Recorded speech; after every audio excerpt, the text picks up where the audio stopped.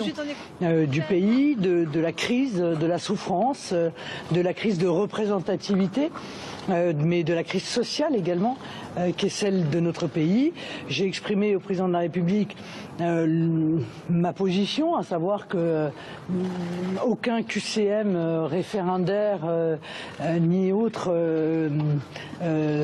grand débat en réalité ne réglera le problème de cette crise de représentativité, que par conséquent je conseillais d'en revenir à une situation que la France a connue et qui est beaucoup plus respectueuse de la démocratie, qui est la proportionnelle, intégrale, quitte à la sortir d'une prime à la liste arrivée en tête, la mise en œuvre du référendum d'initiative populaire, dont vous savez que nous le défendons depuis longtemps, et qui permet au peuple français de reprendre la main sur des sujets qui lui apparaissent comme des sujets importants.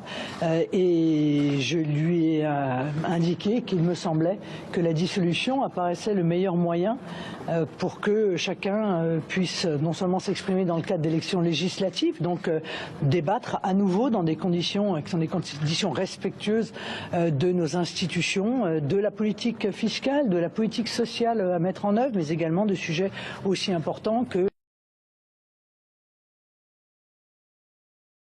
l'immigration, que la souveraineté, que la désertification de nos territoires, pour pouvoir aboutir à une Assemblée nationale qui soit enfin représentative et dans laquelle enfin les débats, véritablement, les préoccupations des Français pourraient être exprimées. Le président de l'État vous a fait part de ses intentions. On parle notamment d'un référendum le jour des élections européennes. Est-ce que vous avez senti... Écoutez, il semblerait que ça fasse partie des hypothèses possibles, mais je n'ai pas eu le sentiment que c'était chez lui une certitude. C'est un président à l'écoute? Oui, c'est un président qui... c'est-à-dire que s'il convoque les chefs de mouvements politiques, je suppose que c'est quand même pour les écouter. Donc je pense que oui, il a écouté. Toute la question, et c'est toujours la même, est de savoir s'il a entendu. Vous avez évoqué la décision de la Commission européenne de refuser le mariage entre Alstom et Siemens. Non, nous n'avons pas évoqué ce sujet-là. Nous avons évoqué plus largement le sujet de la situation de l'industrie dans notre pays et la concurrence auquel elle doit faire face. Vous appréciez cette décision? J'apprécie beaucoup cette décision, bien sûr.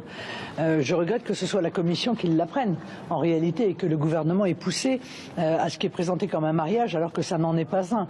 C'est une manière de brader totalement un des derniers fleurons qui vit très bien, qui a, encore une fois, 40 milliards de commandes, 8 ans de carnet de commandes plein devant lui, et qui aurait consisté à faire un cadeau d'une somme inestimable à Siemens, sans qu'évidemment les intérêts ni de la France ni des Français soient défendus dans ce mariage. Je vous remercie.